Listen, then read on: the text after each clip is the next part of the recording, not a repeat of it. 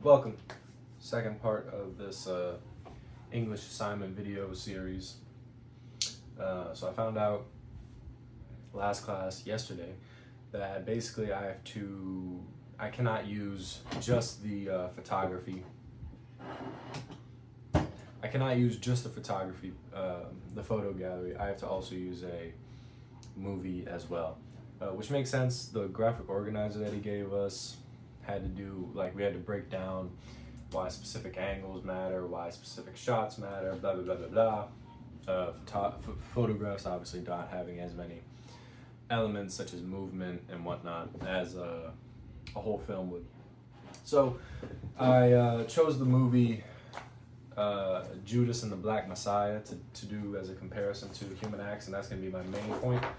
And then my secondary, comparing piece, I guess, or I don't even know if I'll use it anymore, but I'm gonna see if I can still use the photographs in some way, shape, or form. I really hope I can. Anyway, so now I need to watch this movie fully through, fill out a graphic organizer about it, about, why this scene means this, why this shot means that, blah, blah, blah. And then, so while I'm filling out that, I'm gonna keep adding on to this little brainstorm thing that I've written. Very glad that I kept that. So now I can, make connections between the book, because I've been rereading it now that I know this the literary text I'm gonna use. And so I'm gonna be watching this movie super specifically. It's about 2 hours long, so all the pausing and editing and writing, probably 2.5 hours, 2 hours, 45 minutes, but I'm gonna just put that on time lapse, obviously. Y'all know I love my time lapses. So, yeah, so I got some food ready here. I got the movie up here, screen sharing from my computer onto TV I got right here beyond the camera.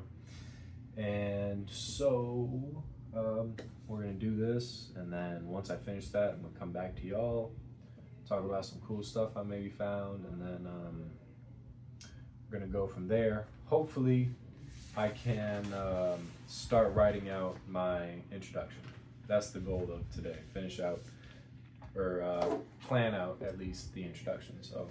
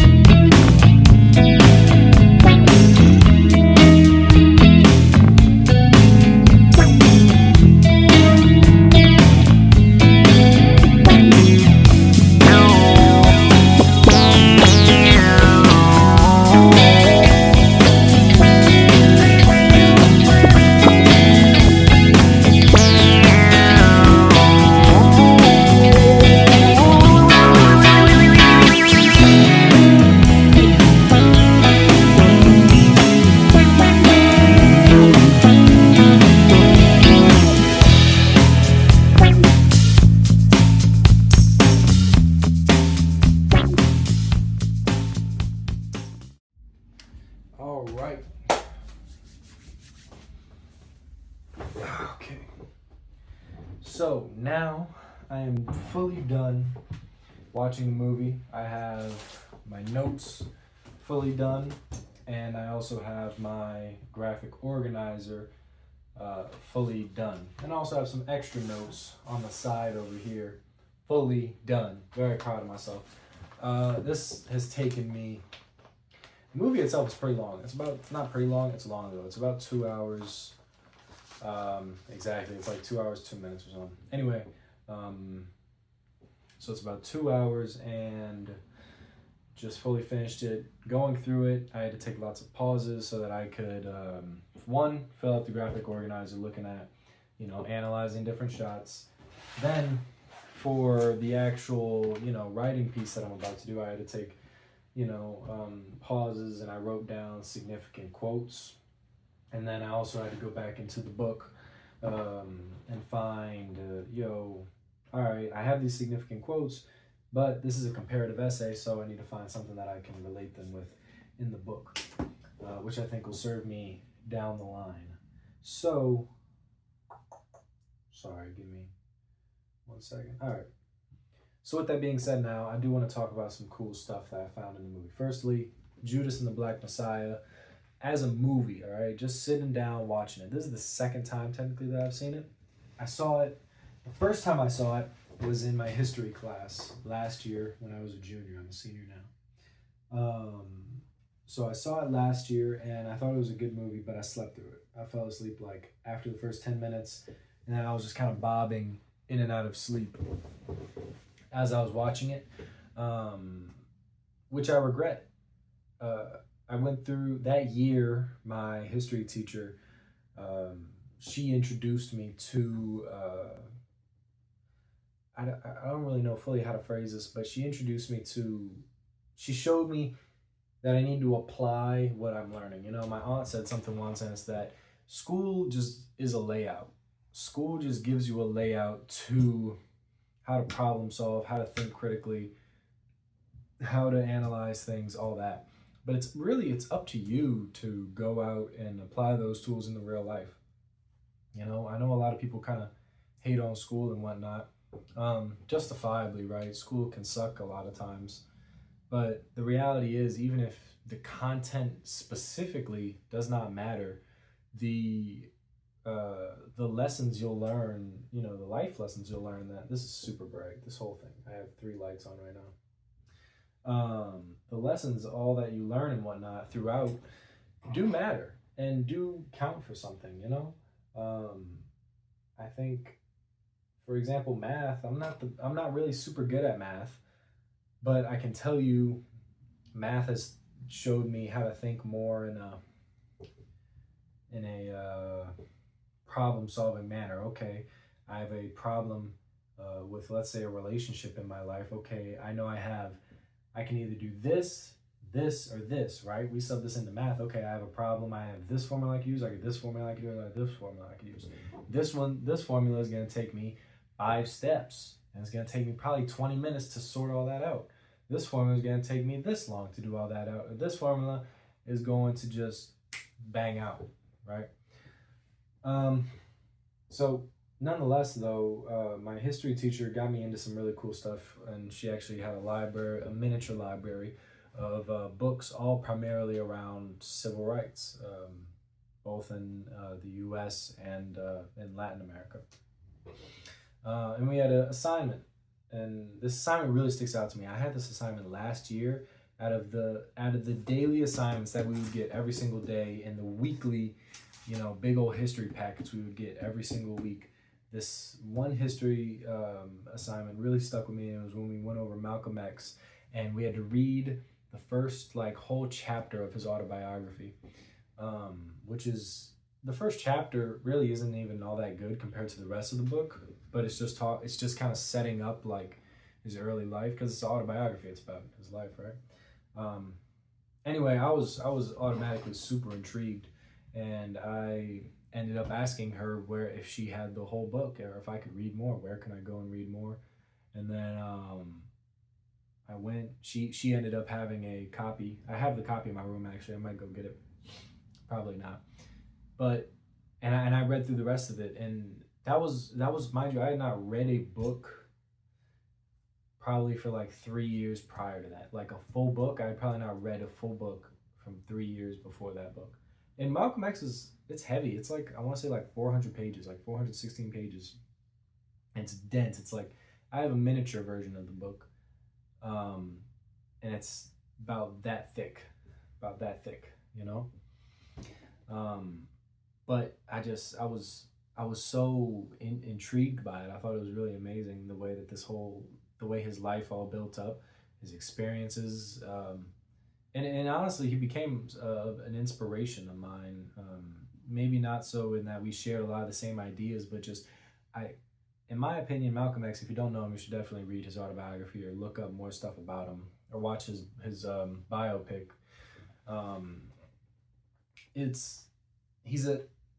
He is a intellectual person. He's a person who was not a diehard about his opinions, and when he found out he was wrong, changed them. You know, he adapted as he grew with more experiences, as he grew with learning more things, as he grew with as he grew just through life, his opinions, his outlook on life changed as well. And I thought that was really cool because I feel like a lot of people get stuck, you know. And that's honestly kind of a fear of mine, is like getting stuck, you know, like mentally. And I could go on and on. I could probably do a whole video about Malcolm X, to be honest. But anyway, but at the time, so to continue, we watched it back then when we were going through the civil rights era, and then that got me introduced into a whole other jungle of books. So I read that. I read, I think I showed these in another video, but like I read two Angela Davis books, her autobiography and Freedom is a Constant Struggle. And I read like a nice piece of Stokely Carmichael's autobiography, which was really cool. And then I've read just kind of like, you know, bits of other ones, but those are the main ones that I've liked. That's my ballpark. That's my knowledge, right? That's my scope. Anyway, so I thought this was really cool. Fred Hampton and the Black Panther Party was something that I was less known about in terms of the nitty gritty work, right?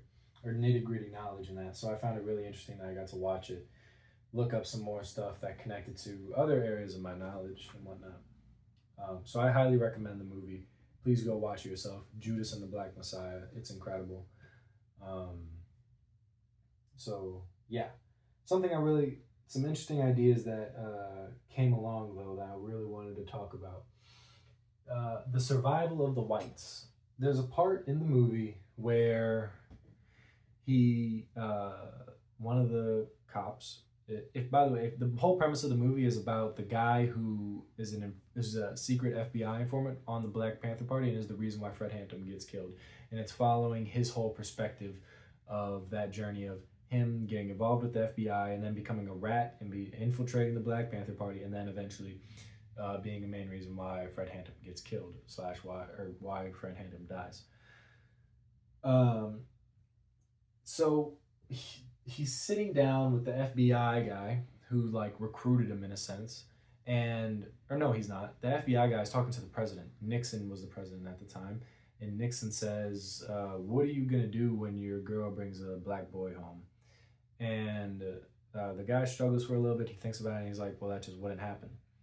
And then Nixon looks at him and says, "That's the problem, though. It will happen if we do not win this war."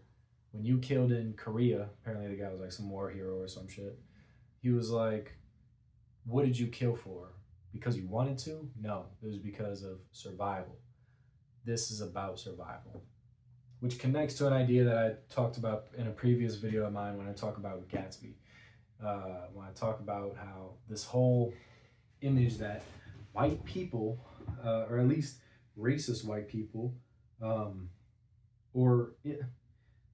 I would even say, I'm not going to generalize and say all, but I'm saying, I think if you asked a good chunk of white people, myself included, they would say this would resonate with them. And that's the idea of the white race becoming a minority, right? I talked about this in my last video, how even me as a very white passing person, I'm half white, right?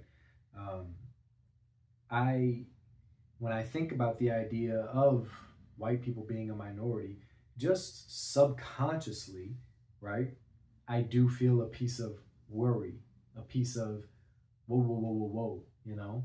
Now, of course, when I actually think it through, I understand that that's just my internalized racism.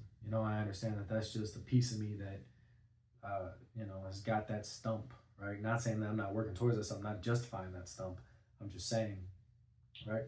And I think that that's a stump that a lot of white people would have, at least on some level. I think if you ask them, would you rather whites be a minority or a majority? I think they all would say, not all, I think most would say they would rather be a majority. And I think that is because of the fear that if white people think that if they're on the bottom, or if we're on the bottom, that other races or ethnicities will do onto us what we've done onto them. I think that's the fear. So it was really interesting to see this, reoccurring theme of this idea of white survival. So I thought that was pretty cool. Another idea that had came up that I thought was cool.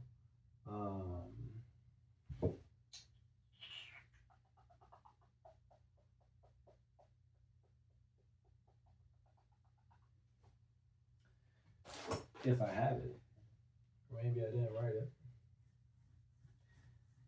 Yeah, I guess I don't have it. Well, that's disappointing.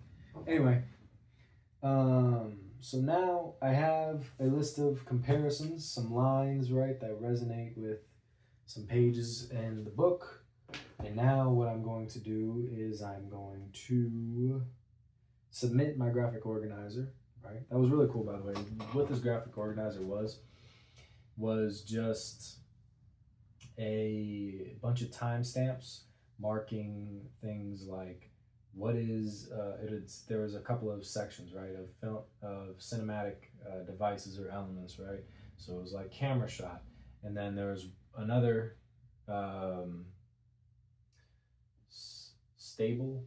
column that said what's a long shot, what's a close-up, what's a medium shot, what's a focus, what's a point of view shot, and then it went to the next section of camera angles. What is a high angle, O angle, aerial angle, movement, handheld, zoom, pan, right? All this stuff.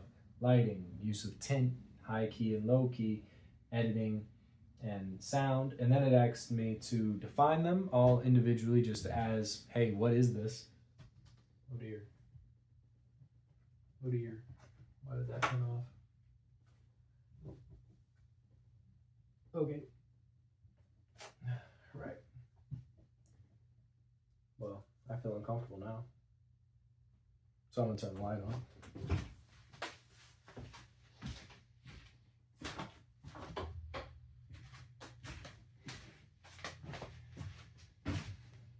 I'm a little scared of the dark. Anyway, so then I go into describing what each one of those is, and then I start listing examples. Hey, in minute 22, while this is happening, this is why this is an example of a close-up shot, which is pretty cool. I thought I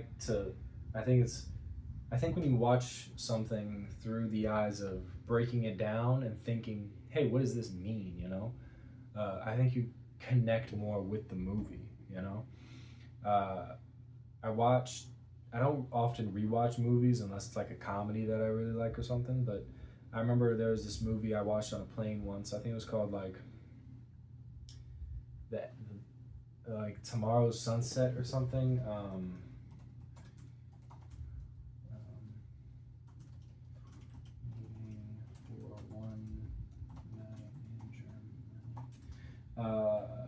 Before the Sunrise, right? So it's called Before the Sunrise. The movie is amazing. I'd like to say that first. Y'all should go check that movie out. And it has nothing to do with civil rights, by the way. But my point is, when I watched it, for the first time, I watched it during a time in my life when I was, I had this relationship and whatnot that, I'm not gonna air out business, right?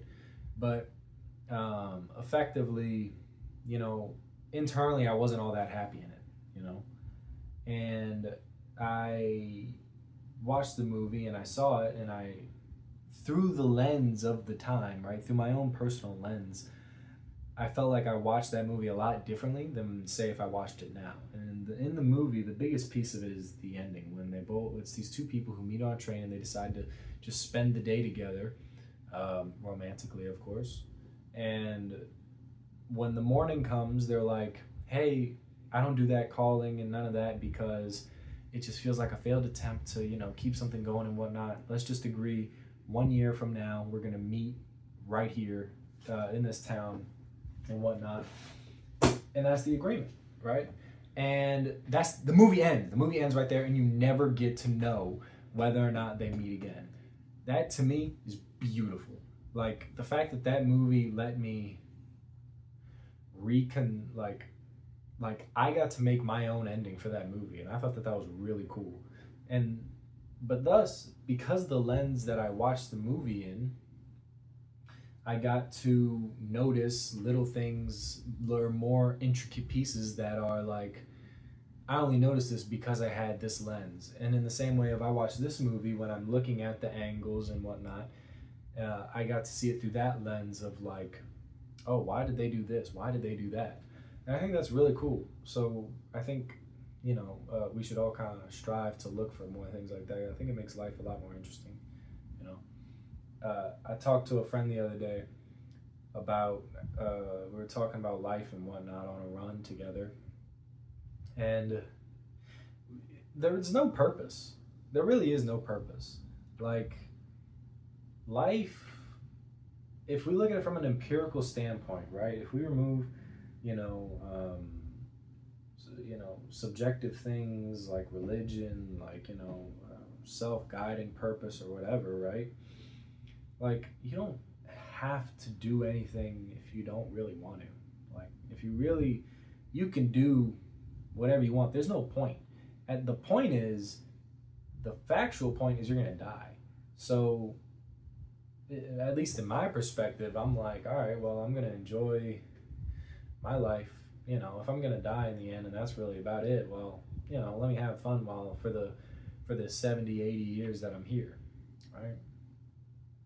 So I say that to say, looking deeper into things is really cool because it makes life all the more enjoyable. It's like, oh man, I'm experiencing new emotions while I'm watching this movie. I'm expanding my mind. I'm expanding my thoughts. All this really cool stuff, right?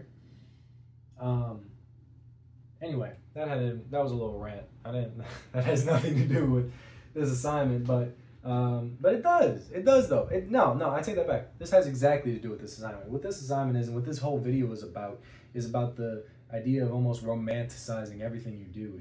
Even if you're just bullshitting your mind into thinking you're enjoying something, you're still gonna feel like you're enjoying it more. I know I'm enjoying this assignment more talking about it, feeling like I'm sharing it with somebody, feeling like I'm, talking to somebody else about it. What if I was just sitting here, and have my music on and I'd just be doing it, that'd be fun. But this is way more fun, in my opinion, at least, So, that is overall what this whole series, or at least what this, mini series about this English assignment is about. It's about romanticizing stuff. Make it fun. You feel me? See the brighter side of life in a way, right?